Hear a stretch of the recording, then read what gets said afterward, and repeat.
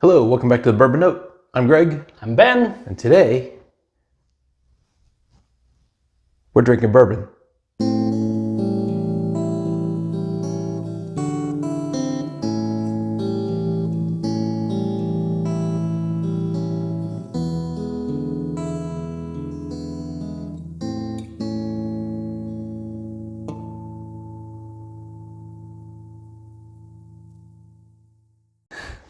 All right, Ben, you like 1792. I do, yep.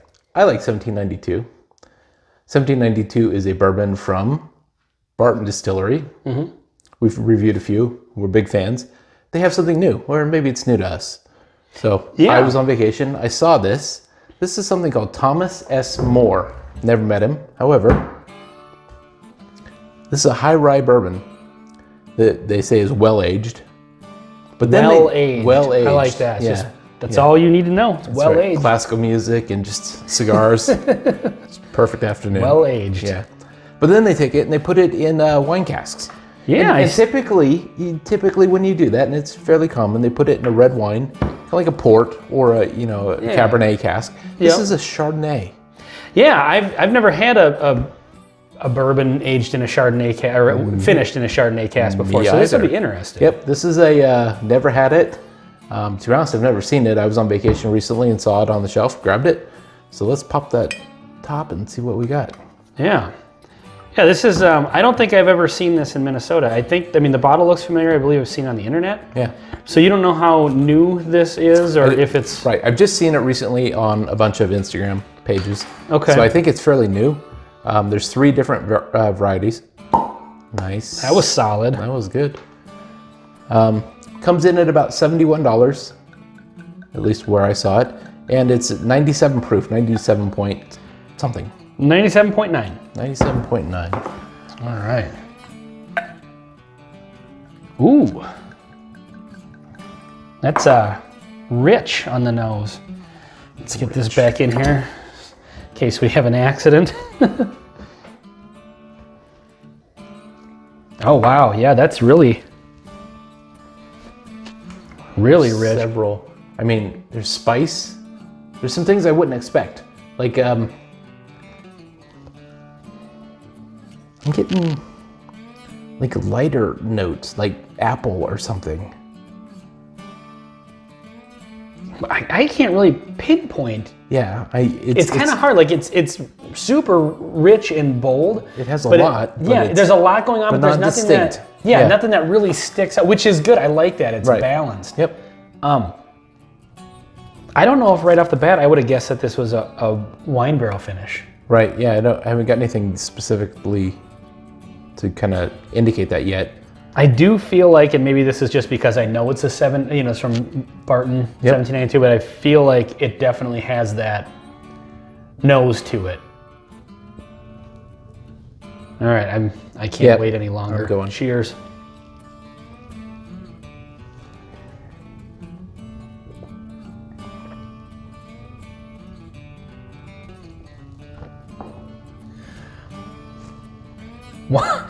Wow. I'm waiting to see where you go with it. It's dense. Very dense. Yeah, it's heavy. Yeah. I need another taste. I don't know what.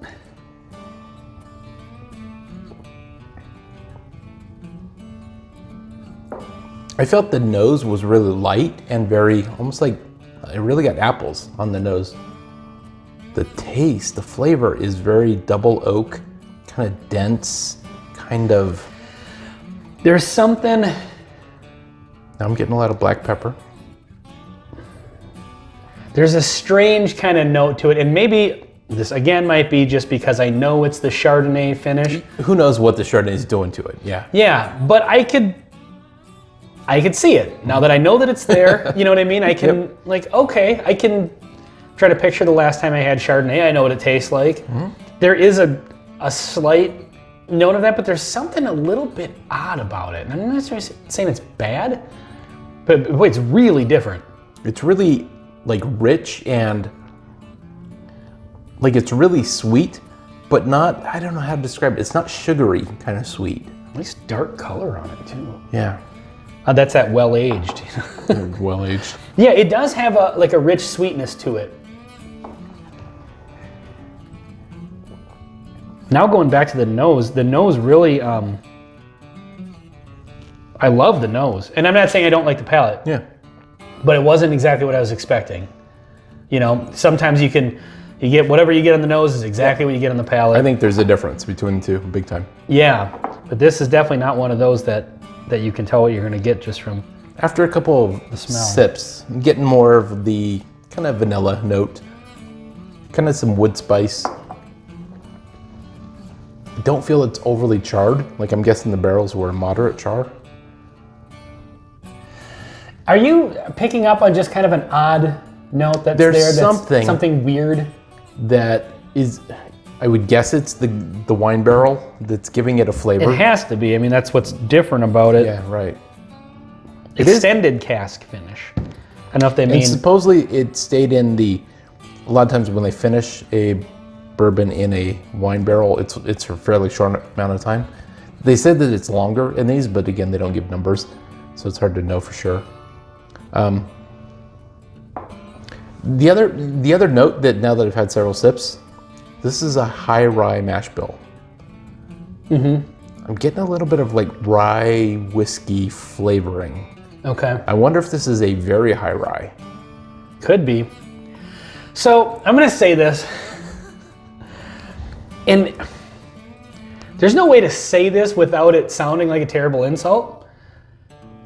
Don't take this the wrong way, but I hate you. No, and I don't hate this at all. There is something kind of bleachy about this.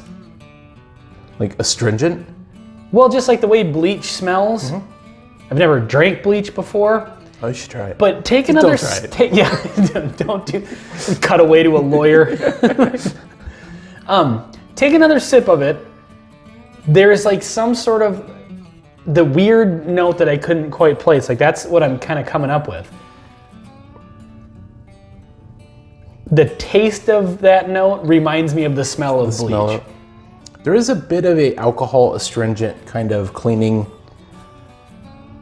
product. Yeah. Yeah. It's the alcohol seems to not mesh well with some of the other flavors. There's lots of flavors, but alcohol seems to be different. It's not as balanced as some others I've had. Or there's maybe just that one particular note that it picks up from the Chardonnay being the unique part of this and maybe that's that's not what- meshing well with the alcohol. Yeah. Could be. And maybe that's why you've never seen another Chardonnay finished That could be. and done. So, what do you think of this? Like, I really like it. There is a little bit of a note, and I would put it down in the 2%. There's something in the back of my mind that is a little weird. yeah, But I absolutely love the density and kind of the up front. I do too. Flavor? I feel like it's got all this great flavor, but that I can't get past that now. That kind of bleachy sort of note. I would be interested to hear other people's opinions on this. Okay. Especially after hearing me say that. Hopefully that power of suggestion takes hold and then it, ruins it for them. And then I don't look like a moron. Everybody else agrees, right? But I feel like that's just like, it's riding on top of it. Or it's like right underneath it. It's in there somewhere. It's mixed in with all this great flavor. And then there's that one note that, how we were saying on the nose, nothing really stands out. Yep. It's all well balanced. That note that I don't particularly care for stands out a lot. On the tongue. And Above all these other great notes that are...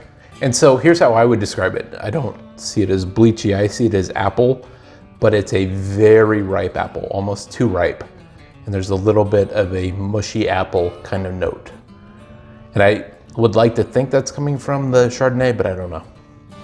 Well, none of the 1792 products have that. No, not And at if all. that's what this is, well-aged 1792, which we don't know for sure that it's the same juice that just finished in Chardonnay. They could have done a different mash bill or something experimental, but yeah, I don't know. I mean, it's very unique. It's a good one to have on the shelf. I've said this about a couple other things, that this is a good bourbon for a collector. Collector or someone who wants to introduce someone to the range of bourbon. Yeah. This is not, you're right down the middle. Yeah, this is not something you would recommend to somebody and say, hey, this is what bourbon tastes like. And someone who drinks the exact same bourbon, you know, even though it may come from 3 or 4 different distilleries, you know, is kind of boring, you know. You should kind of expand your horizons occasionally. Yeah, and I think that something like this is good for that. And I think that's why they put these products out. Totally. They're not, you know, they've got their main line of stuff. They're like, hey, let's, you know. What if? Yeah, just spin the wheel, pick something. All right, do that. And, you know, Tabasco. yeah, bottle it up. Nobody'd buy that.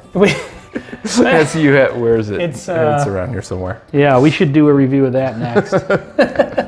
It's an interesting one. So anyway, yeah, I mean, I don't know that I would recommend this for just a regular bourbon drinker, especially at the price point. Agreed. But if you're a collector or if you're a whiskey enthusiast, it's definitely something. And you may want to give the different. port cask one a try, and maybe it's awesome. Yeah, I would like to try another one in Totally. this line Yep. and see if, like, maybe, because I'm assuming it's the same juice finished in different I would agree. Yep. barrels, and then you really get the appreciation for what that extra barrel does. Yeah. You know, if you can compare a couple of them from the same distillery but different finishes. Yeah. So, all right. Well, this has been Thomas S. Moore Chardonnay cask finish on the Bourbon Note, and Ben. I'm Greg. Thanks for watching. Cheers.